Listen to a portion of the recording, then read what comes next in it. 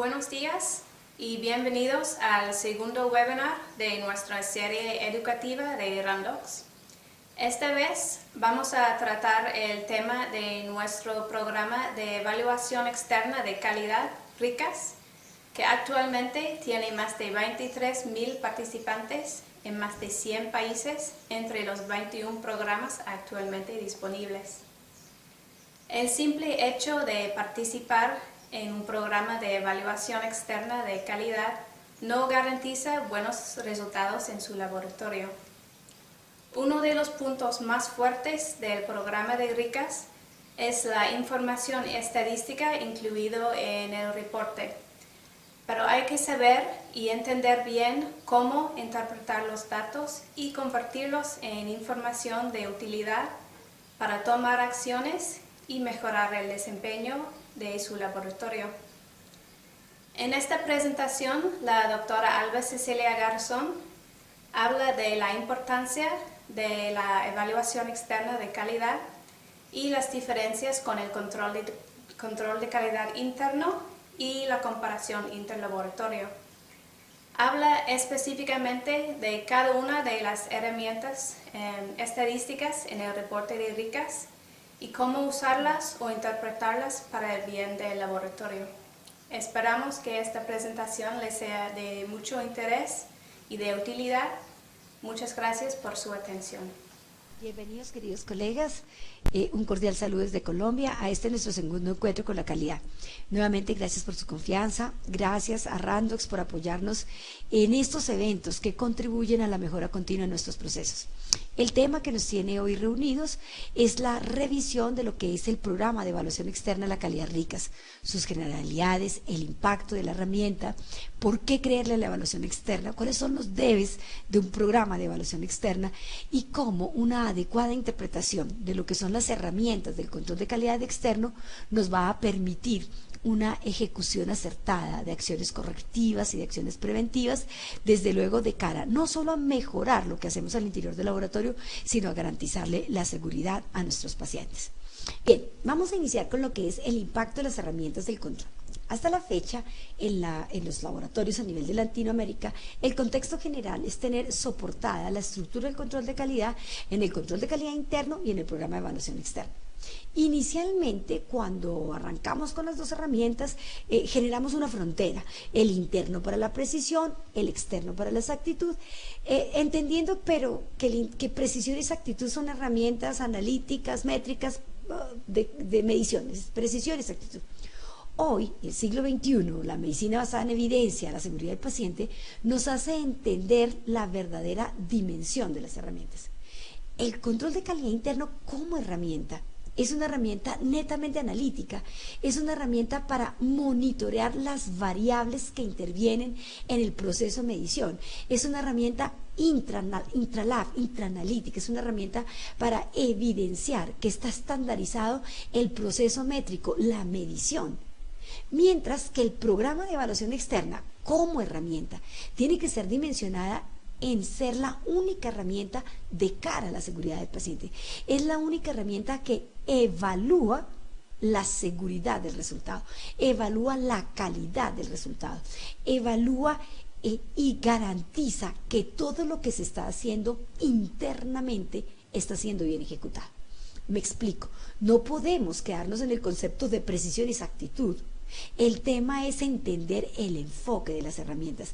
El tema es entender cómo el programa de evaluación externa es el programa que me valida que todo lo que estoy haciendo internamente como estructura de control está funcionando. Y que desde todo punto de vista, cuando yo tengo un problema o un desacierto en la evaluación externa, lo primero que tengo que cuestionarme es ¿por qué mi estructura de control de calidad interno no detectó el problema? ¿Por qué internamente yo validé el resultado, liberé el resultado y envié la prueba de evaluación? Entonces, concluyamos acá en esta diapositiva que el primer impacto que nosotros tenemos que garantizar, esa primera frontera que era precisión y exactitud, es válida, pero se queda corta para lo que hoy necesitamos.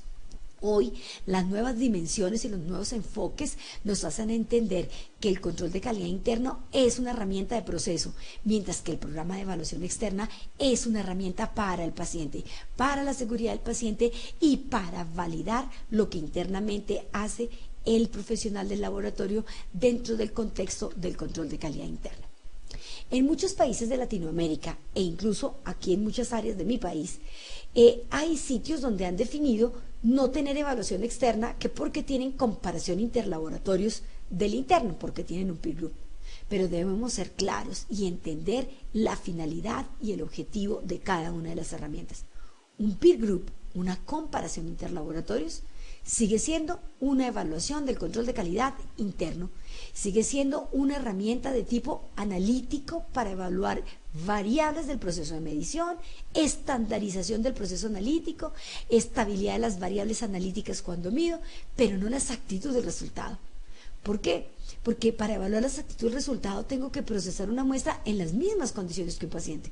Es decir, una muestra ciega, una muestra a la que no le conozco el valor y una muestra que solo la proceso una vez. Es decir, una muestra que mimetiza, que simula exactamente lo que pasa con el paciente.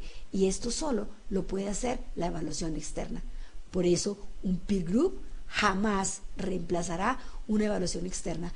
Una evaluación externa, un programa de aptitud, una prueba de idoneidad, tiene que cumplir con una serie de requisitos y el primero de ellos es que sea una muestra ciega, que sea procesada bajo las mismas condiciones en que se procesa un paciente y del cual efectivamente lo primero es que yo no voy a conocer su valor.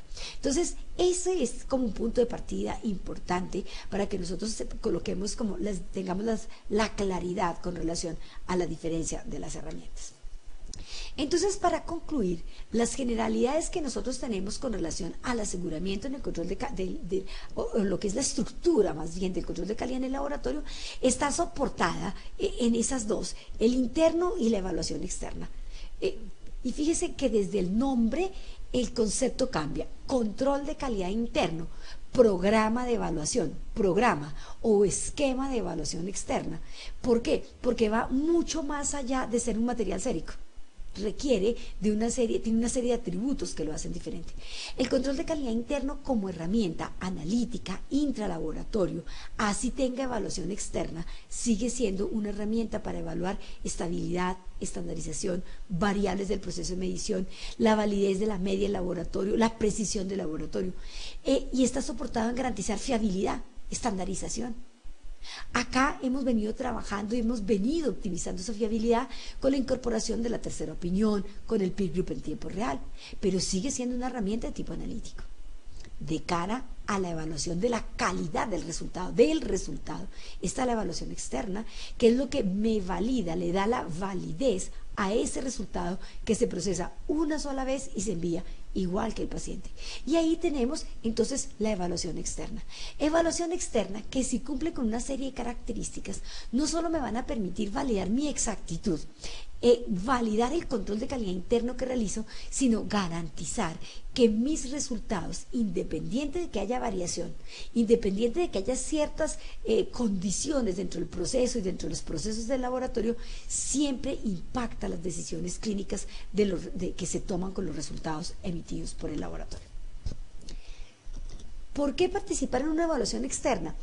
Cuando uno mira la diapositiva arranca porque es una acción preventiva, pero realmente a mí me gustaría decirles que el tema de participar en una evaluación externa es un tema de conciencia, es porque es lo correcto, es porque es saber qué está pasando con los resultados de un paciente. ¿Qué pasa con un paciente cuando lo titulo una vez y le entrego su resultado? Eso es un tema de conciencia. Indudablemente, estas otras premisas son todas válidas. Las evaluaciones externas están tipificadas a nivel internacional como una acción preventiva, permite la toma de acciones, la toma de intervenciones en tiempo real para minimizar que vayan a haber impactos en los resultados de los pacientes. Efectivamente permite mejorar la competencia técnica porque hace que al hacer una correcta interpretación de su programa, usted identifique variables que impactan la calidad del calibrador, la concentración del calibrador, la matriz del calibrador, la frecuencia de la calibración. Entonces, en la medida en que se hace una muy buena apropiación de la herramienta, se mejora la competencia del laboratorio. me permite, si la herramienta de evaluación externa es buena y es creíble, comparar el desempeño de mi método con los demás métodos que existen en el mercado y de esta manera poder tener una mejor interacción con el médico cuando nuestro paciente va a otros laboratorios que no son el mío a hacerse en el mismo examen. Efectivamente puedo evaluar la precisión y la exactitud del método. Y hay quien me diría, no, la precisión no, porque mira que la precisión es solamente con el interno. Pero cuando el programa de evaluación externo está bien diseñado, y ese bien diseñado significa que durante el ciclo de la evaluación externa me manda muestras de similar concentración, puedo evaluar cuánto fluctúo a través del tiempo en esa concentración específica y si realmente las condiciones de estandarización en términos de precisión que me está mostrando el control de calidad son reales. Entonces miren cómo realmente si uno trabaja bien la evaluación externa, pues va a tener una mejor apropiación de la información que él nos da. Y desde luego, para todos aquellos laboratorios y para todos aquellos profesionales que nos encantan las normas internacionales, la trazabilidad y que somos conscientes que hoy en día no es suficiente con que ser bueno y saber que somos buenos y saber que somos competentes y idóneos, sino que se necesita de sellos y de reconocimientos, participar en una evaluación externa internacional con unos requisitos de acreditación como la ISO 17043 me permiten cumplir a los lineamientos que da la ILAC en su política 9 del 2010, donde define que es obligatorio la participación en programas de evaluación externa.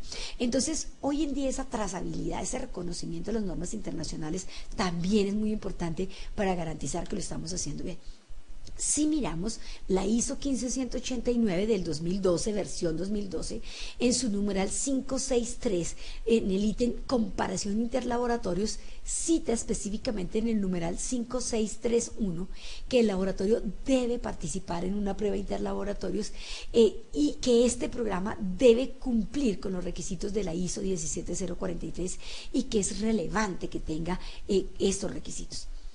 Aquí viene la pregunta, ¿por qué será tan relevante que esa prueba de aptitud, que ese interlaboratorios en el que estoy, prueba de evaluación externa, proficient testing, prueba de aptitud, prueba de idoneidad, como lo queramos llamar, tenga esa acreditación? Porque esa es una de las características para por qué creerle a la evaluación externa, por qué creerle al RICAS. ¿Qué significa estar acreditado con ISO 17043? Estar acreditado con ISO 17043 significa que yo cumplo dos requisitos, unos requisitos de tipo técnico y unos requisitos de tipo funcional. Iniciemos con la revisión de los requisitos técnicos. Los requisitos técnicos son muy importantes, ¿por qué?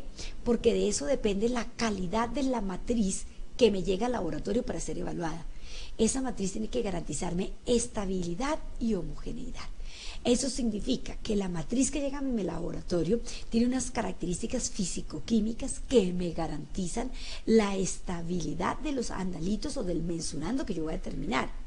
Y que adicionalmente esa misma matriz en la que están participando mis demás laboratorios, los laboratorios del país o incluso los laboratorios de mi red es comparable, es homogénea, se mantiene homogénea, así se haya liofilizado y esté fraccionado en distintos estuches en los distintos países que estamos participando. Entonces, cumplir con ese requisito me da de punto de partida que la matriz que estoy trabajando es estable, es homogénea y cumple y me garantiza los requisitos físico-químicos y las características moleculares de los analitos que voy a medir.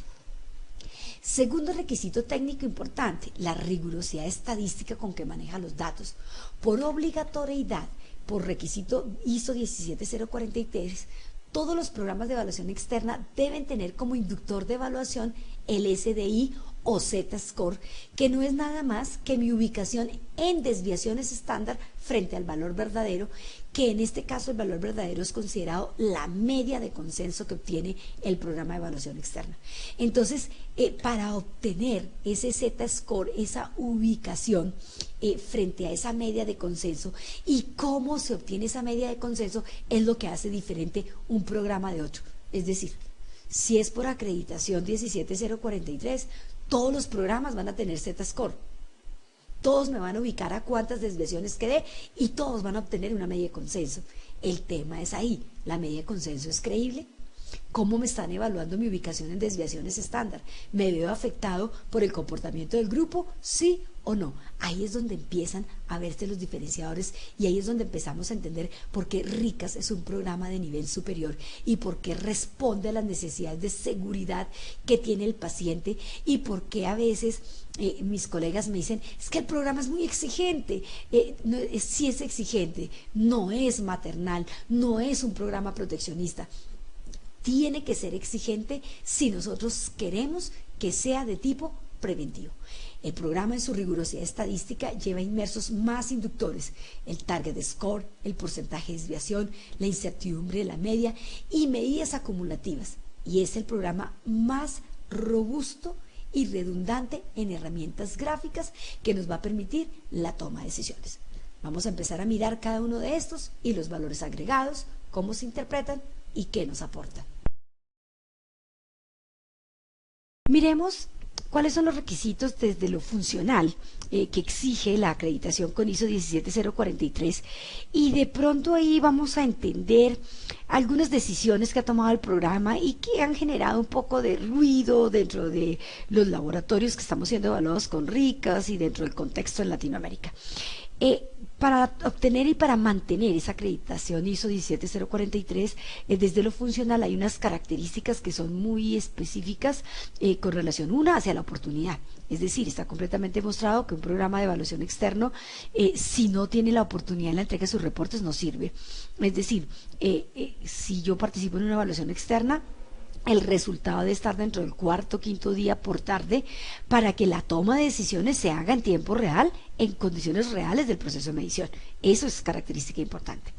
Dos, y este sí es un diferenciador que tiene el programa de RICAS y aquí aprovecho para resaltar la labor de mis colegas a nivel de Latinoamérica, que es la asesoría y la consultoría, es ese trabajo que el programa es bueno, el programa genera bastante información, pero se requiere de un soporte y se requiere de una interpretación y se requiere un acompañamiento, mientras que los colegas y los laboratorios ya arrancan a manejarlos solitos, pero que indudablemente se requiere una asesoría y una consultoría y que adicional a la labor de cada uno de los consultores en cada uno de nuestros países, contamos con todo el respaldo del grupo científico de Randox en Belfast para darnos ese soporte y esa asesoría cuando realmente ya dentro de nuestra competencia y dentro de nuestras capacidades hemos desarrollado la gestión de soporte que se haya podido ejecutar.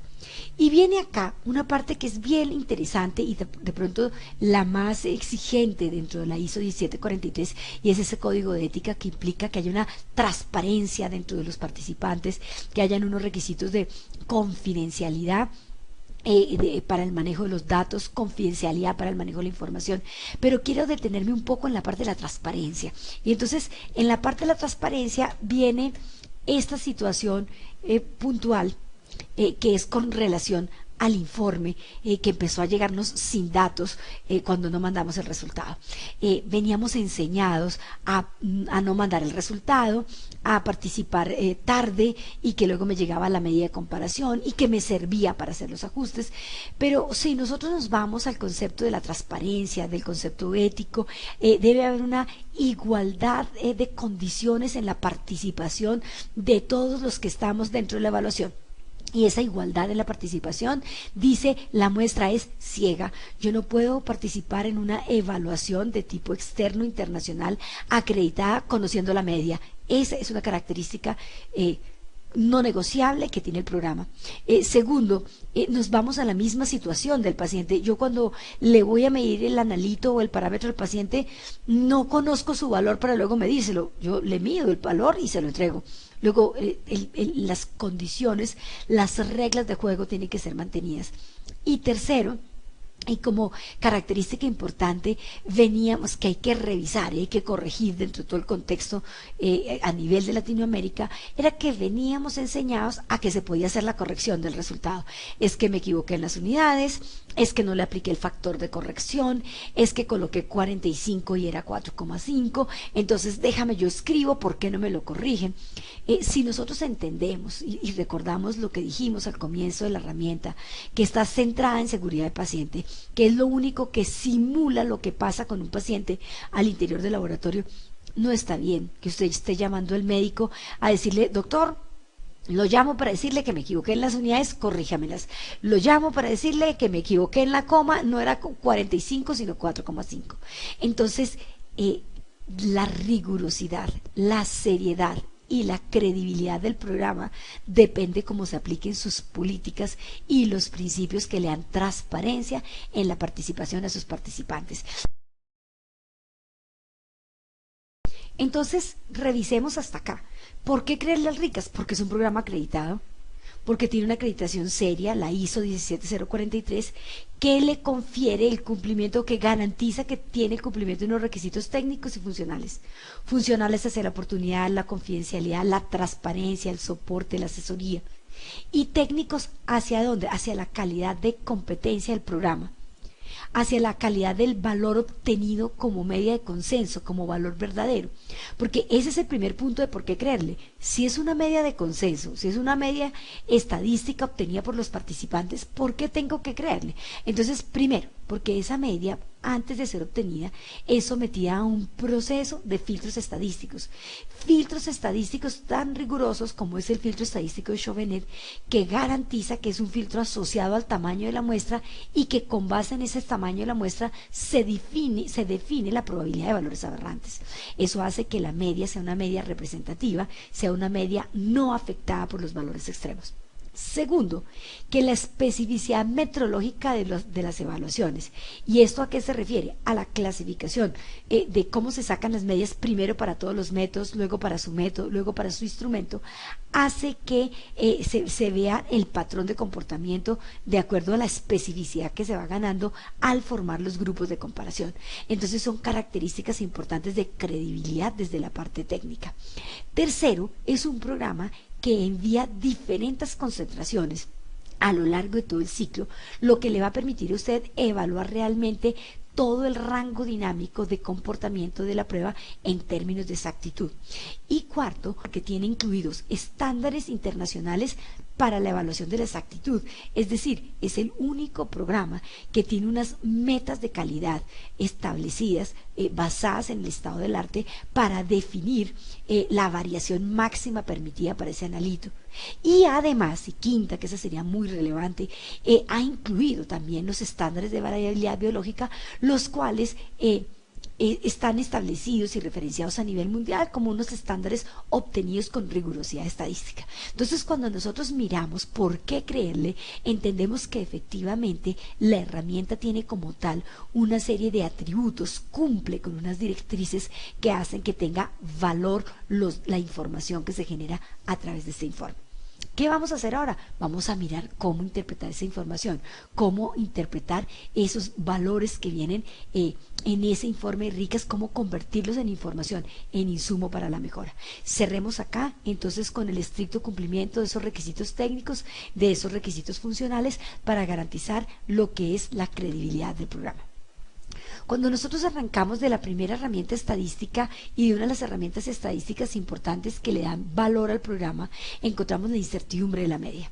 ¿Qué significa la incertidumbre de la media? O sea, lo primero es la media de comparación con la que me comparo, contra la cual soy evaluado. ¿Es una media fiable? ¿Es una media válida? ¿Es una media creíble? ¿Por qué le tengo que creer? Fíjese que muchas veces nos hacíamos la pregunta, oiga, pero esa media de consenso, ¿con cuántos participantes la obtuvieron? ¿Es igualmente creíble una media obtenida por 5 participantes, por 10 participantes? Y esos 10 participantes tienen todos buenas prácticas como mi laboratorio, hay buena reconstitución, buena calidad del agua, hay estandarización de los analizadores, hacen procesos de calibración, le hacen mantenimientos a los equipos, porque si los participantes no son buenos, la calidad de la media se impacta, ¿cierto? Y la muestra del RICAS, la muestra que a mí me envían al laboratorio, es una muestra estable. ¿Qué tal que esa muestra está inestable? Y entonces yo termino reportando la variación que se observa no es una variación de mi laboratorio ni de mi método, sino la variación de la inestabilidad de la matriz. Ahí es donde viene la acreditación del programa en lo que mirábamos de los aspectos de la matriz.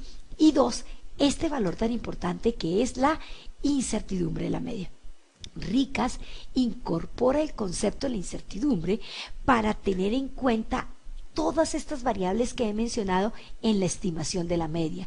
Entonces, tan pronto aparece la incertidumbre en la media, el programa lo que nos está diciendo es, mire, su media no es un valor único.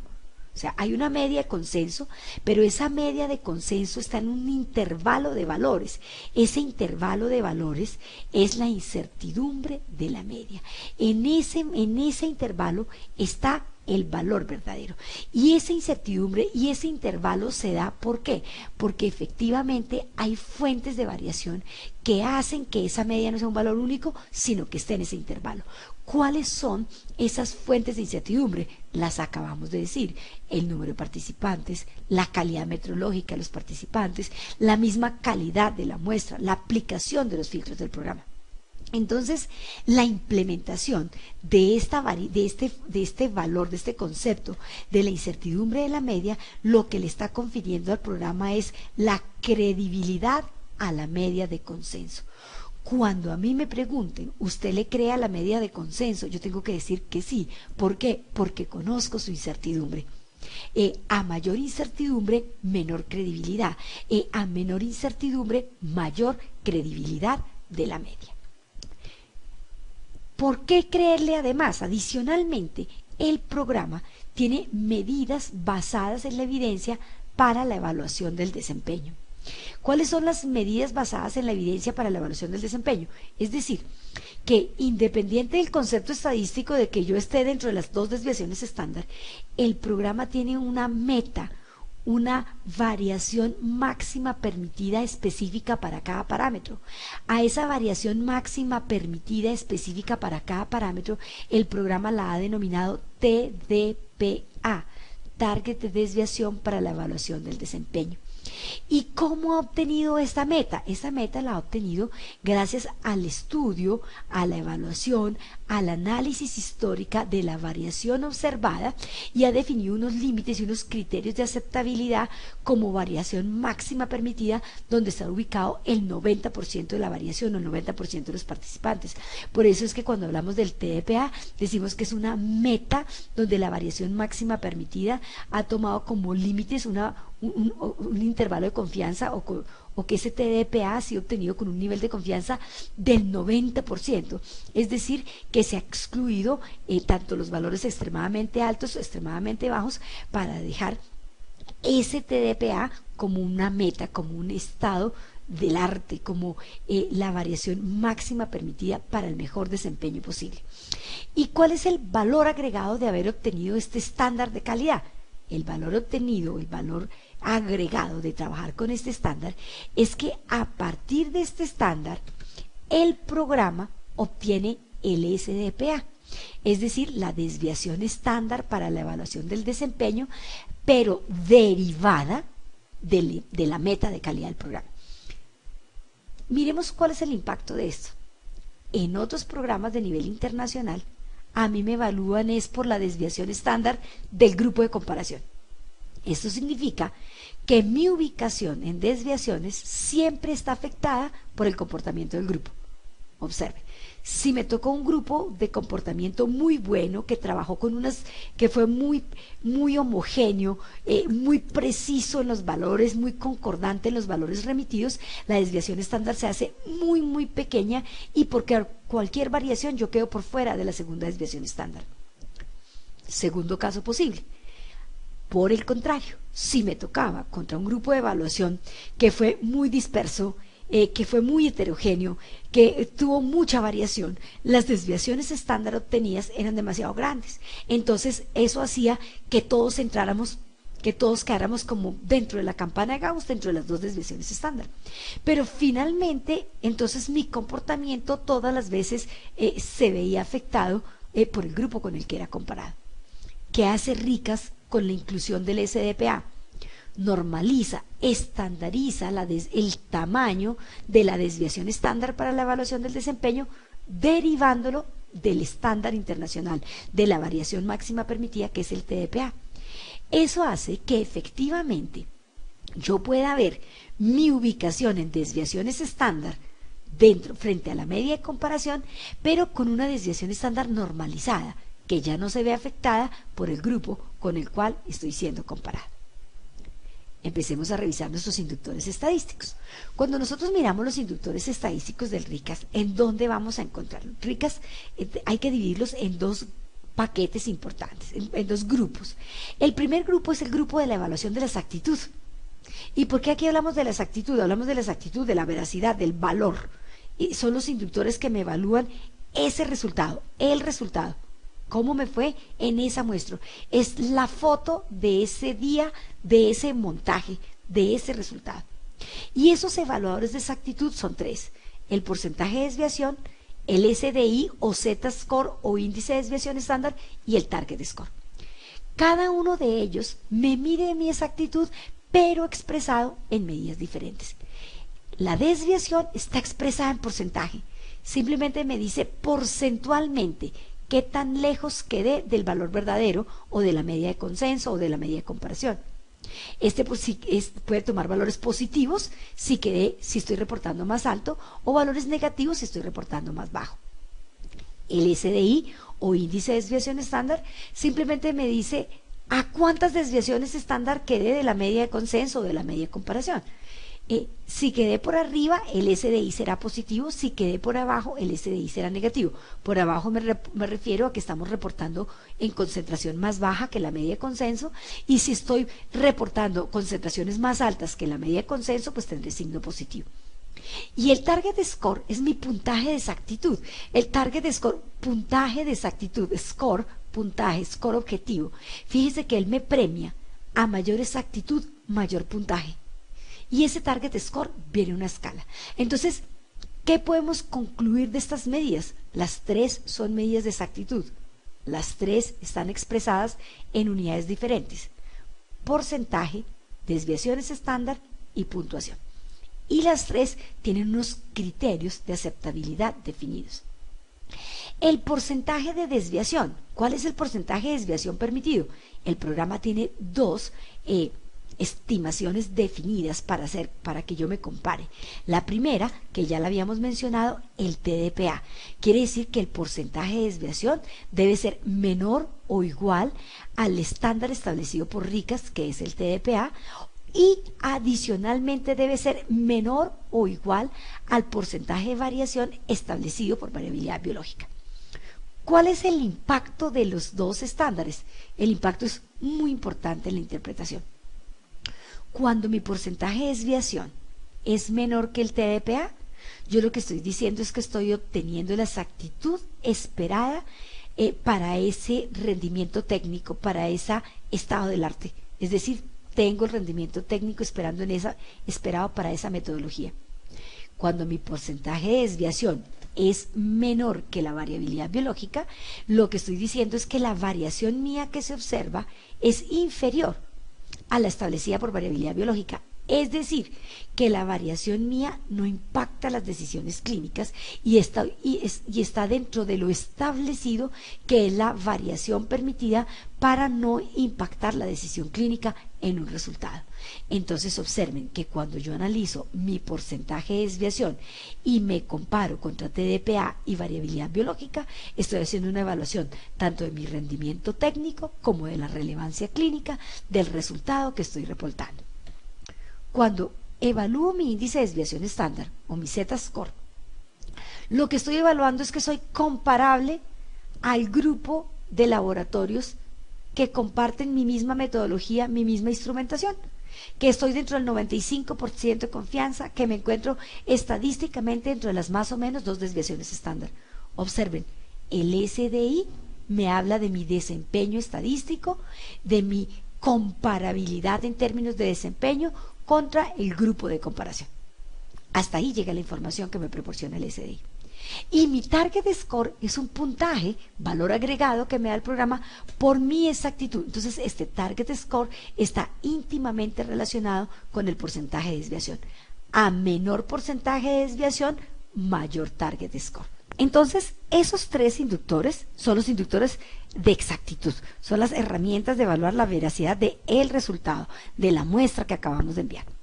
Miremos entonces el valor que nos dan los inductores estadísticos acumulativos. Estas herramientas son las que están asociadas a mayor valor dentro del programa en lo que tiene que ver con la generación de acciones de tipo preventivo a nivel del proceso de medición. Observemos que son tres: el RM porcentaje de desviación, el RMSDI y el RMTS. ¿Cuál es la característica importante de estas medidas acumulativas? Toman el promedio acumulado de las últimas 10 mediciones, de los últimos 10 porcentajes de desviación, de los últimos 10 índices de desviación estándar o de los últimos 10 target score. Eso quiere decir que me están evaluando el desempeño acumulado de los últimos 10 meses, si usted está participando en un programa mensual, o me está evaluando el desempeño histórico acumulado de mis últimos 5 meses, si está trabajando en un programa de evaluación quincenal. ¿Cuál es la importancia de estas herramientas? Que son medidas dinámicas, es decir, que se actualizan cada que usted envía una muestra. Es decir, se envía este resultado, entra el nuevo resultado y sale el último más antiguo, más anterior que se trae, y se conservan siempre las últimas 10. Por lo tanto, son herramientas que evalúan y que evidencian el desempeño del laboratorio. Evalúan si las acciones que se están realizando dentro del proceso de medición están generando mejora dentro de la calidad en términos de exactitud del resultado evaluado. Cada una de estas medidas acumulativas es más o menos sensible a cierto tipo de error y cada una me genera una información de tipo distinto. Miremos el RM porcentaje de desviación.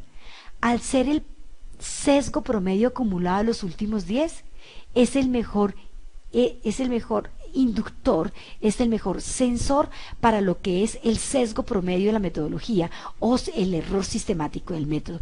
Este RM porcentaje de desviación también debe ser menor o igual tanto al estándar del programa como a la variabilidad biológica. El RMSDI me evalúa, es muy sensible, mejor digámoslo así, a lo que es el error sistemático frente al grupo de comparación. Este me evalúa efectivamente lo que son los sesgos frente al grupo que me comparan y permite, no lo toca, no lo daña el error aleatorio, lo afecta el error sistemático. El RMSDI es sensible, muy sensible al error sistemático. El RMTS es el promedio acumulado de los últimos 10 target score y por lo tanto su desempeño debe ser mayor o igual a 50 puntos, y fíjese que este RMTS lo que lo afecta es el error aleatorio. El error aleatorio impacta significativamente el desempeño de este indicador. Entonces, cuando nosotros miramos los indicadores estadísticos acumulativos, podemos resumir que tiene una característica importante. 1, evalúan el desempeño histórico del laboratorio. 2, permiten evaluar la estabilidad y la estandarización de los procesos de medición a través del tiempo. 3, por ser medidas dinámicas que se actualizan con el envío de cada nueva muestra, evidencian la mejora de los procesos de medición. Y 4, están diseñados para mediciones específicas. El RM porcentaje de desviación y el RMSDI muy sensibles a la detección del error sistemático, mientras que el RMTS se ve muy sensible y muy afectado cuando se están presentando errores aleatorios dentro del proceso de medición. Ahora iniciemos con la interpretación de las herramientas gráficas. Como lo mencioné anteriormente, RICA se caracteriza por ser un programa muy robusto en lo que son las herramientas gráficas. Y fíjese que si uno interpretara los gráficos con el deber ser, no tendría que mirar los inductores numéricos, porque las herramientas gráficas proporcionan mucha información cuando son bien analizadas. Cuando nosotros miramos el histograma, ¿qué es el histograma? El histograma son las distribuciones gaussianas, es el patrón de comportamiento estadístico de los participantes en la evaluación externa. Cuando nosotros miramos, vienen código de colores y uno va a ver si hubo o no hubo patrón de comportamiento entre los participantes, y ve uno la separación por especificidad. Observemos en este gráfico, las columnas transparentes del histograma corresponden a la campana de Gauss de todos los métodos. Las columnas verdes en las barras del histograma verdes corresponden a la distribución de los participantes que comparten su mismo método. Y las barras azules del histograma corresponden a la distribución de los participantes que tienen su mismo método, su mismo equipo y reportan sus mismas unidades. ¿Quién es usted? Usted es esta flechita negra que se encuentra aquí en la parte inferior. ¿Cuáles son las inferencias que yo puedo realizar con el histograma? Entonces, uno, comparabilidad. Entonces yo puedo observar cómo estoy yo frente a los que tienen mi mismo instrumento, cómo estamos los que tenemos el mismo instrumento frente a los que tenemos el mismo método, pero no compartimos la misma instrumentación, y cómo está mi método frente a todos los métodos. Luego yo aquí fácilmente con lo que puedo establecer a través del histograma es mi comparabilidad. Puedo establecer si efectivamente el desempeño que estoy obteniendo es mío o es un desempeño que es característico para todos los que compartimos el mismo instrumento, o es un desempeño que estamos compartiendo todos los que tenemos la misma metodología. Puedo observar si hay distintos métodos para el mismo analito, porque fíjense, acá tenemos una campana que uno podría decir hay una distribución más gaussiana, pero podemos observar en ciertos eventos, en ciertos parámetros, como por ejemplo las enzimas o los marcadores tumorales, donde las diferencias entre los métodos es muy significativa, que hace que en el histograma haya haya campanas multimodales. ¿Listo? Lo que me permite hacer inferencias, y que cuando hayan reclamaciones o cuando el paciente se va a otro laboratorio a hacerse la determinación, yo pueda establecer que es que fácilmente existen muchas diferencias significativas entre los métodos. Entonces miremos cómo la herramienta del histograma me permite evaluar el patrón de desempeño de los participantes, tanto por instrumentación como por métodos, como por todos los métodos. Pasemos a los siguientes gráficos. Esas herramientas gráficas, que son las que vienen al costado derecho del informe, son 4 herramientas gráficas.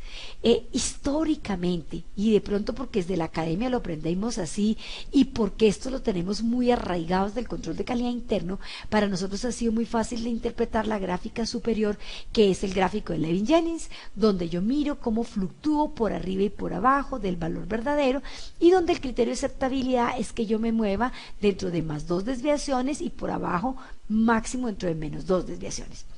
Pero el verdadero impacto de la evaluación de estas herramientas es que las herramientas gráficas de Alricas vienen divididas en 2 fracciones. Las 2 herramientas superiores, que son el gráfico de Levin-Jennings y el gráfico de Target Score, realmente son herramientas que miden mi desempeño frente a el grupo de comparación y mi desempeño frente al estándar internacional. Es decir, me ubican frente a un estándar de evaluación. Mientras que las 2 herramientas gráficas internas son las que me establecen cómo está mi desempeño dentro del laboratorio. Las mis condiciones de trabajo, las condiciones de desempeño de mi prueba. Tal vez siempre metodológicamente nos centramos en las primeras. Estoy más alto que los demás, estoy más bajo que los demás, pero entonces ¿qué hago yo? No, ¿cómo estoy yo? Me lo está diciendo realmente los gráficos de porcentaje de desviación de sesgo acumulado y el porcentaje de desviación por concentración. Entonces, concluyamos. Cuando nosotros miramos las herramientas gráficas que trae el RICAS en el costado derecho, las 2 herramientas gráficas superiores, que es el Levin-Jennings en desviaciones estándar y el Target Score, son mis herramientas de calificación a nivel internacional, tanto frente al grupo. La herramienta superior es mi comportamiento estadístico dentro de un nivel de confianza del 95% en desviaciones estándar. Mi herramienta de Target Score es mi puntuación de exactitud frente al criterio establecido por el programa, que es el TDPA. Pero mis 2 gráficos inferiores son los que me dicen mi desempeño intralaboratorio. Cómo lo estoy haciendo yo cuando mido, y de acá, de estos 2 gráficos inferiores, es donde tengo que derivar la generación de las acciones de tipo correctivo o la generación de las acciones de tipo preventivo, porque aquí realmente pues estoy siendo comparado con las metas definidas y establecidas por el programa. Entonces mirémonos un poco en detalle. Este es mi SDI, entendida que es la calificación frente al grupo de comparación, pero con base a la desviación estándar derivada del TDPA, que es el estándar internacional del programa, y en donde palabras más, palabras menos, lo correcto es que fluctúe por arriba y por abajo del valor verdadero o la medida de consenso, y que independiente que fluctúe, nunca me salga de la segunda desviación, bien sea por arriba, o de las -2 desviaciones. Mientras que yo tenga este patrón de comportamiento, estoy garantizando mi desempeño estadístico dentro de un 95% de confianza frente al grupo de comparación, teniendo en cuenta las desviaciones estándar establecidas por el programa. Cuando miramos el gráfico del Target Score, este Target Score es la calificación de mi exactitud. Son los puntajes que estoy obteniendo por la exactitud de mi resultado, por la cercanía que obtengo de mi valor frente al valor verdadero. Esta medida es inversamente proporcional. A mayor error, menos puntos. A menor error, más puntuación. O también podemos verla directamente proporcional. A mayor exactitud, más puntuación. A menor exactitud, menor puntuación. Y por eso este gráfico viene diseñado en zonas donde veo inaceptable de 0 a 40, de 40 a 50 necesito mejorar, de 50 a 70 aceptable, de 70 a 100 bueno y de 100 a 120 excelente. Esta medida es muy útil quienes trabajamos indicadores de competencia técnica, quienes construimos este tipo de herramientas para los procesos de certificación y acreditación para tener un indicador tangible del desempeño. Ok, miremos ahora entonces las herramientas de gráficas en donde podemos observar nuestro desempeño, el desempeño intralaboratorio. Ya no cómo me porto o cuál es mi ubicación frente al estándar internacional o frente al grupo de comparación en SDPA, en desviaciones estándar, sino cuál es mi desempeño, cómo me estoy portando, qué patrón de comportamiento tengo. Este gráfico, que es el del porcentaje de sesgo y el sesgo promedio acumulado, este es el sesgo promedio acumulado, es el que me define mi comportamiento, cuál es la tendencia, el patrón de comportamiento que tengo. Mientras que en las muestras, muestra a muestra, puedes observar los sesgos, la variación, la aleatoriedad que tengo en las muestras que estoy participando. Entonces, a partir de este gráfico, yo puedo establecer si tengo un patrón de comportamiento, si tengo una tendencia en el comportamiento de los datos. Ya para establecer qué tipo de error es y qué acción tengo que realizar, tengo que pasar al siguiente gráfico. ¿Cuál es el siguiente gráfico? El siguiente gráfico es el gráfico de error por concentración. Este gráfico de desviación por concentración es donde voy a caracterizar, fíjense que acá ya no están en orden de muestra, sino por concentraciones, si ese patrón de comportamiento observado en el sesgo promedio está asociado a alguna concentración específica, a las concentraciones bajas, a las concentraciones normales o a las concentraciones altas. Acá puedo visualizar que esta es la muestra que acabé de enviar, pero puedo observar si el error está asociado a una concentración específica. ¿Cuál es la importancia de establecer si el error está asociado a una concentración específica? Si el error está asociado a una concentración específica, estamos hablando de un error de tipo proporcional. Si el error es el mismo en todas las concentraciones, estamos hablando de un error sistemático de tipo constante. Y es muy importante caracterizarlo porque cambian las acciones de intervención. Generalmente, cuando uno está hablando de un error de tipo constante, la respuesta puede estar asociada a con qué calibre, mientras cuando uno está hablando de un error proporcional, la respuesta puede estar asociada a la frecuencia con qué calibre. Entonces va cambiando el tipo de intervención en la medida en que yo interprete correctamente los gráficos. Les quiero mostrar este informe de RICAS para que veamos la sensibilidad de la herramienta, para que entendamos por qué hay que creerle al RICAS. Miren, realmente pues acá este es un análisis de ácido úrico, observamos que aquí hay unos desempeños, observamos que venía el método muy estandarizado, muy reproducible, sin sesgos aparentes, y aquí se inicia automáticamente un patrón de comportamiento, se evidencia un sesgo acá tanto frente al grupo como un sesgo que está tipificado internamente perfecto y donde uno dice, bueno, pero ¿qué pasó? ¿Y qué es lo que observamos acá? Fíjense que haciendo la trazabilidad en este laboratorio, lo que encontramos es que hacia esta fecha el laboratorio pasó de un método de uricasa peroxidasa sin ascorbato a uno con ascorbato que aumenta la especificidad y hace que se recuperen valores un poquito más bajitos. Este laboratorio no detecta nada en el control de calidad interno porque maneja control de la casa comercial y porque es que sesgos tan pequeños no son detectables con el interno. estos sesgos que se van en el resultado son detectables únicamente con la evaluación externa. Pero lo que quiero que nos quede aquí en la conclusión, y lo que quiero que nos quede claro, es que cuando el RICAS me evidencia un patrón de comportamiento, créale, hay que investigar la causa. Nuestra responsabilidad es identificar cuál es la causa que genera ese nuevo patrón de comportamiento. Esa es nuestra responsabilidad. Y luego, y adicionalmente, determinar que esa variación, que ese porcentaje no está impactando las decisiones clínicas y no está generando riesgos clínicos en la toma de las decisiones. Realmente el RICAS, si ustedes se dan cuenta, bien interpretado, me genera las voces del proceso, es lo que nosotros llamamos muestra lo que está sucediendo.